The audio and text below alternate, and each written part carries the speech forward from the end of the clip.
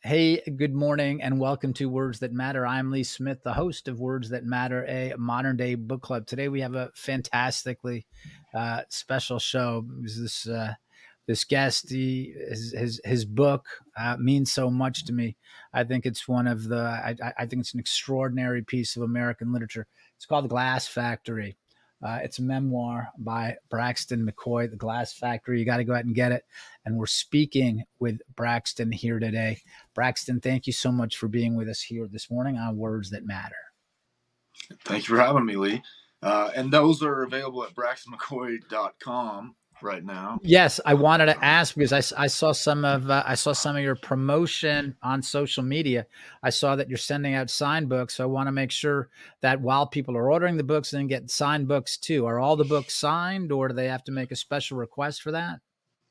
Yeah, we're signing them all, unless you don't want it signed, and then we won't. But yes, they're all signed. Grew up in some of the most rural area in the United States, a county of 3 million acres that only had 11,000 people in it. You know, so I hated that. But and one of the things I really wanted to convey in that book is applicable here.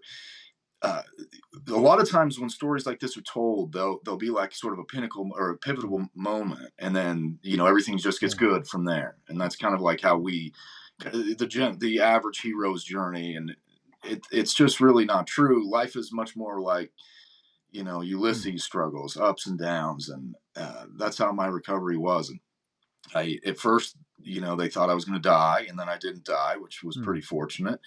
And then I ended up with a blood infection, and then they got that cleared up. And, I guess listeners don't know, I was very badly wounded. Both of my legs were broken in multiple places. I think something like a total of 7 leg breaks and hips, between legs and hips. And then all the bones in my right hand, my right radius and ulnar were broken. My left humerus, I had broken ribs and a broken back and bleeding on the brain and little bits of shrapnel in my face and neck. And so I was pretty dang banged up. So when I joke about living, they really were not sure for a long time, and myself was not sure. So once I finally got to a position where it looked very much like I was going to make it, I started to feel better. And then they said, hey, you've got this blood infection. We can't put rods in your legs until that's cleared up. So there's a setback. And then we finally get rods put in my legs. And that night I end up with a collapsed lung from a blood clot. And, there's another setback. It's just when I thought I was out of the woods, I dang near die again from a pulmonary embolism type situation.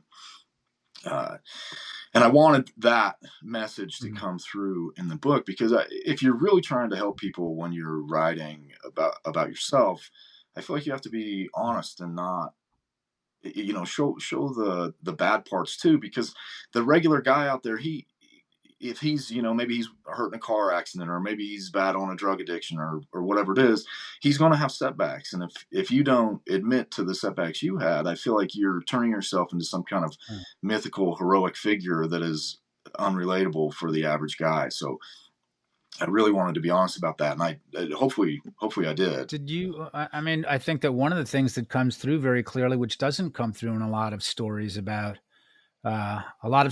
struggle, a lot of stories about whether it's about recovery or just mankind in general, the despair that that there were different times when you didn't think you were going to make it, when you were, how did you get through?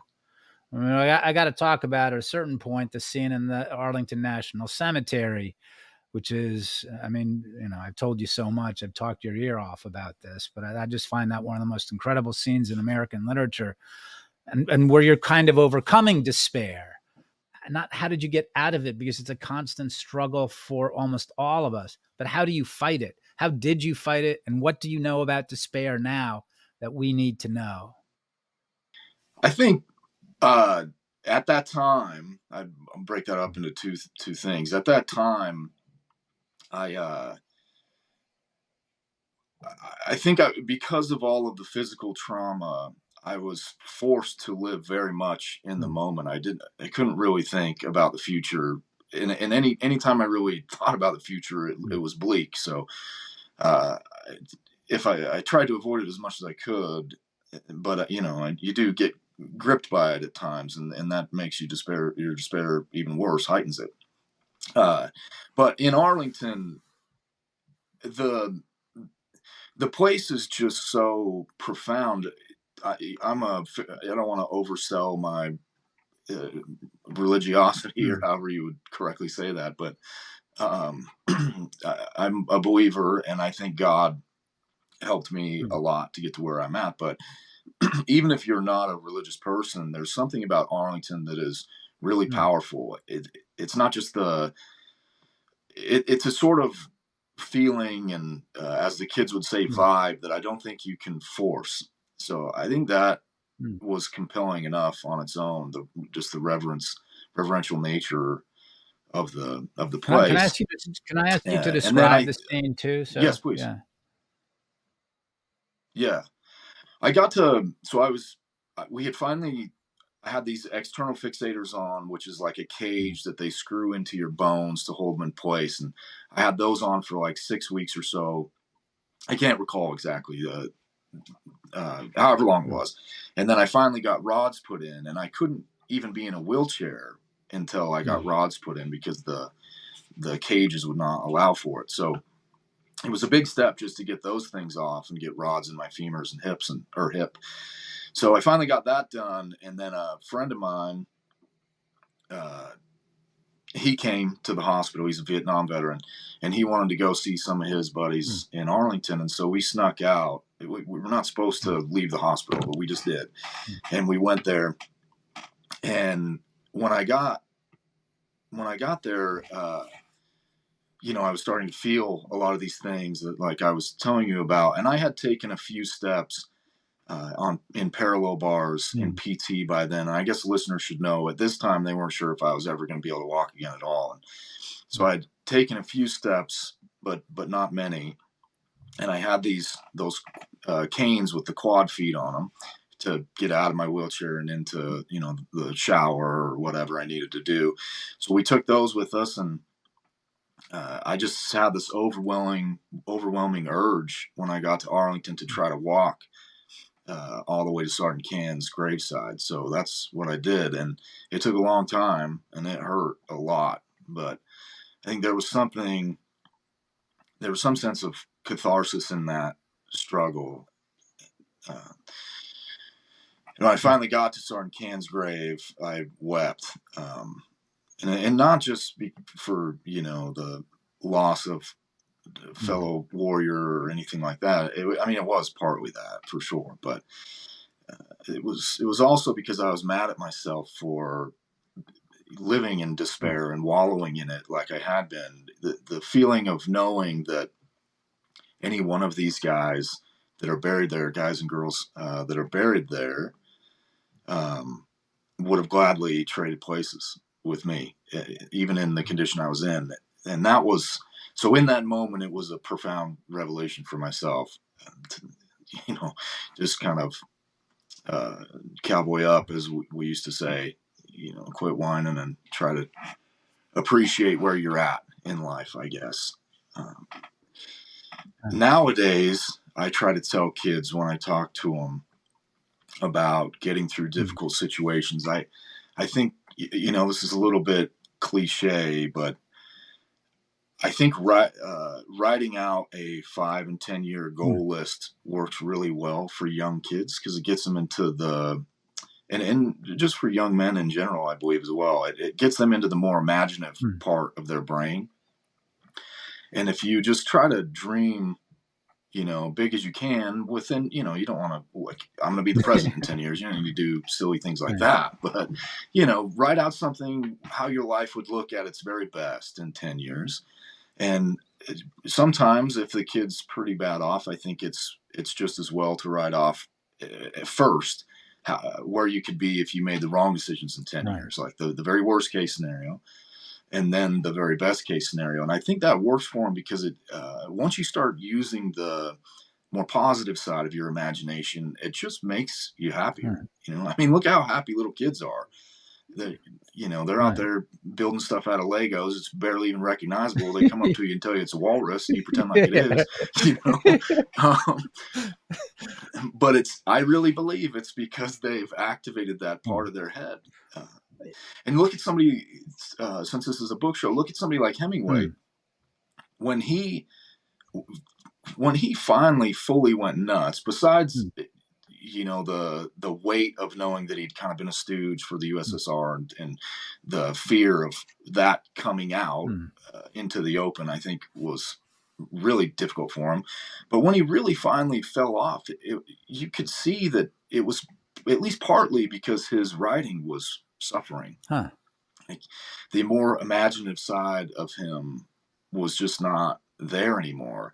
And maybe he's not the best example, because his best books are just sort of exaggerations of his real life. And by then he was too old to really do any of the more adventurous things in the way that he wanted. But either way, I do think the point remains that uh, he, even as a person who was battling mental illness or whatever, was able to compensate through writing and stay happier. He talked Mm, about how happy he was down in Key West, and how he did his best writing down there or whatever. It's like, well, yeah, you were. He thought it was sort of something artificial in Key mm, West that was doing it, but it wasn't. It was just he was working better in mm. Key West, so he was happier. You saw what the communists were doing, right? So you're just talking about you were talking about him fronting for the Soviet Union. Anyway, we have to take a break. This is just amazing. Braxton, you're amazing. And when we come back, if you are watching on YouTube, please, we'll be away for less than a minute. We're going to come back and rejoin this great conversation with the amazing Braxton McCoy. Braxton, when we come back, you mentioned Hemingway. So I want to talk about Hemingway. There's another writer I want to talk about, and that's Homer, because you mentioned something. I think you were talking about, I think you mentioned something about Ulysses, and I go around quoting you all the time on this. So I have to ask you about this again and make sure I have your quote right and the understanding right.